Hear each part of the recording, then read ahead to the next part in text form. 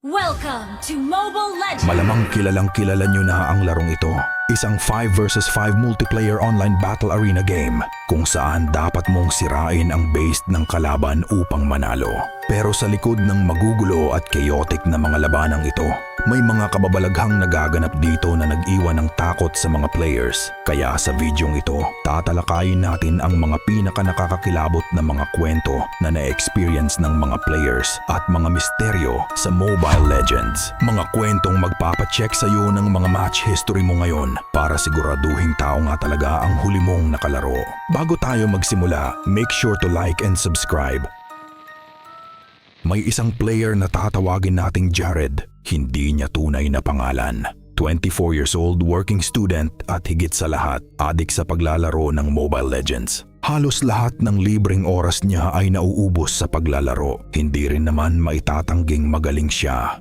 Consistent ang kanyang laro, maganda ang decision making at may solid mechanical skills. Hanggang sa isang linggo, nagsimula ang kanyang golden streak. Nanalo siya ng 8 sunod-sunod na laban kaya mabilis na tumaas ang kanyang rank kahit naka-solo queue lamang siya. Mula Legend 2, umakyat siya hanggang Mythic sa loob lamang ng isang gabi. Dahil dito, sinabi niya sa sarili niya na unti na lang malapit na akong maka-Mythic Glory. Sa sobrang saya niya, pinagyayabang pa niya ito sa GC nilang magkakaibigan. Ngunit kinabukasan, biglang nagbago ang lahat. Sa unang laro niya, nakuha niya ang kanyang main hero pero tila may kakaiba sa kanyang mga kakampi. May nag-pick ng hero na hindi naman alam gamitin. May isang nag-AFK sa base matapos lamang ang ilang minuto. At may isa pang nag-chat ng "Wisit, sure talo na to" bago tuluyang nag-left. Kaya kahit anong gawin ni Jared, matatalo at matatalo pa rin sila. Inakala niyang bad luck lamang iyon kaya naglaro pa siya. Ngunit sa ikalawang match, 3 sa kanyang teammates ang tila sadyang nagpapafeed lang sa kalaban.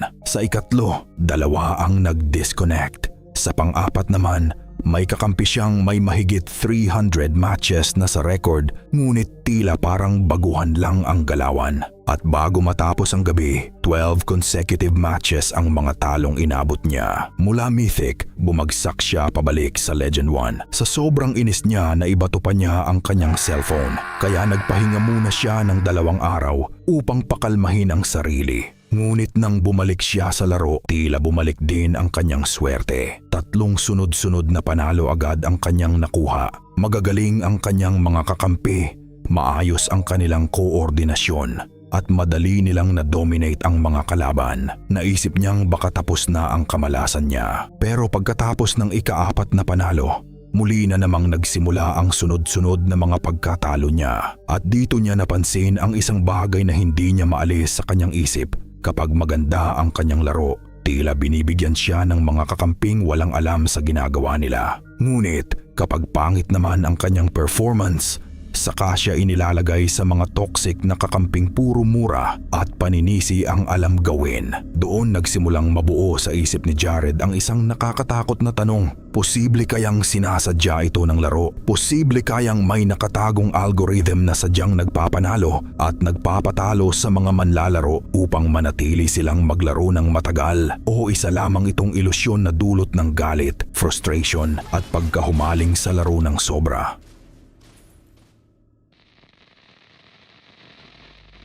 Isang gabi, si Carlo at ang 3 pa niyang mga tropa ay nagpasya na maglaro ng ranked game. Ngunit dahil 4 lamang sila, kulang sila ng isang kakampi. Kaya naghanap na lamang sila ng random player upang mapuno ang kanilang team. Hindi nagtagal, may sumaling isang player na may pangalang Rico 1998. Agad nilang tinignan ang account nito, ngunit may kakaiba. Wala itong profile picture, wala ring anumang skin o achievement na nakadisplay. Mukhang isang bagong gawang account. Habang naghihintay sila magsimula ang laro, masayang nagkukwentuhan ang magkakaibigan. Ngunit si Rico ay nananatiling tahimik. Wala itong sinasabi sa chat, hindi rin ito nagre-react sa kahit anong usapan. Ngunit nang magsimula ang match, doon sila tuluyang nagulat. Kakaiba ang galawan ni Rico.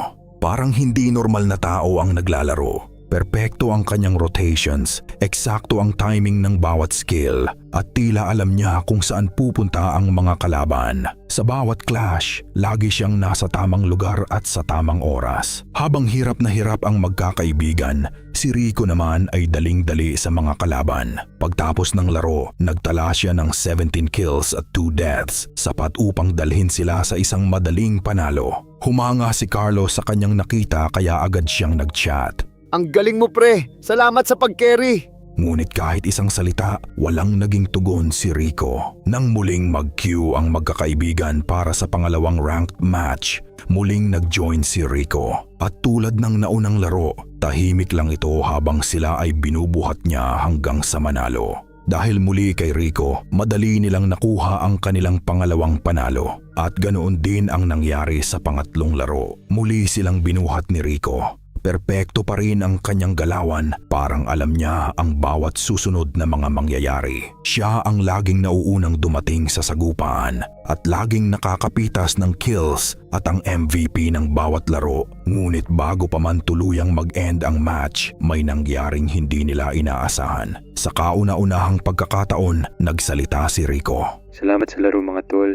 Nag-enjoy ako ng sobra. Ang saya ko na may nakasama akong maglaro. Last game ko na ito kita-kits na lang sa kabila. Pagkatapos niyang sabihin ang mga salitang iyon, bigla na lamang siyang nawala sa lobby. Inakala ng magkakaibigan na nag-log out lamang siya o kaya naman ay kinailangan ng umalis. Ngunit nang subukan nilang hanapin ang kanyang account, nagulat sila. Wala kasing bakas na nakalaro nila ito. Chinek pa nila ang profile, match history, at maging ang recent players list ngunit wala silang makita. Para bang bigla na lamang nag-reset ang account ni Rico. Kinaumagahan, muli nilang pinag-usapan ang nangyari. Dahil sa pagtataka, sinubukan nilang hanapin kung sino talaga ang player sa likod ng account na iyon. At habang naghahalungkat sila ng impormasyon sa internet, isang balita ang kanilang nakita.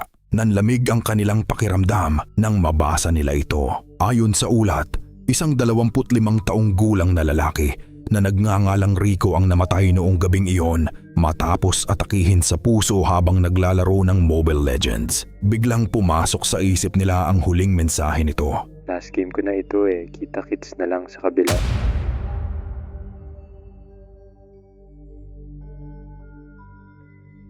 Si Miguel ay isang matagal ng player ng Mobile Legends. Isa sa mga pinakamalapit niyang kaibigan sa laro ay si Kael. Magkasama silang nagra-rank halos gabi-gabi at sabay na nagra-grind mula Legend hanggang Mythic noong nakaraang season. Madalas din silang mag-usap hanggang madaling araw habang naghihintay ng susunod na match. Ngunit isang gabi, habang nasa kalagitnaan sila ng isang ranked game, bigla na lamang nag-disconnect si Kael.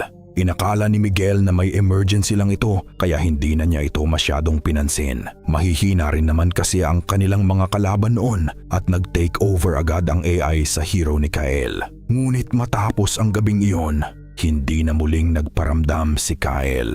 Lumipas ang ilang araw, wala pa din itong paramdam pero may isang bagay na hindi maintindihan ni Miguel. Palagi niyang nakikitang online ang account ni Kael, umaga man o gabi. Ngunit hindi naman ito naglalaro, hindi rin sumasali sa kahit anong lobby. Nakabukas lamang ang account nito. Dahil dito, nagtaka si Miguel kaya isang gabi ay nagpasya na siyang i-chat ito. Pre, okay ka lang ba? Bakit lagi kang online pero hindi ka naman naglalaro? Ngunit walang naging tugon si Kael. Lumipas pa ang ilang linggo. Hanggang sa isang madaling araw, nang buksan ni Miguel ang Mobile Legends, agad siyang nakatanggap ng mga mensahe mula kay Kael. Natuwa siya dahil sa wakas ay nagparamdam na rin ang kanyang kaibigan. Ngunit nang mabasa niya ang laman ng mga mensahe, biglang nanlamig ang kanyang buong katawan.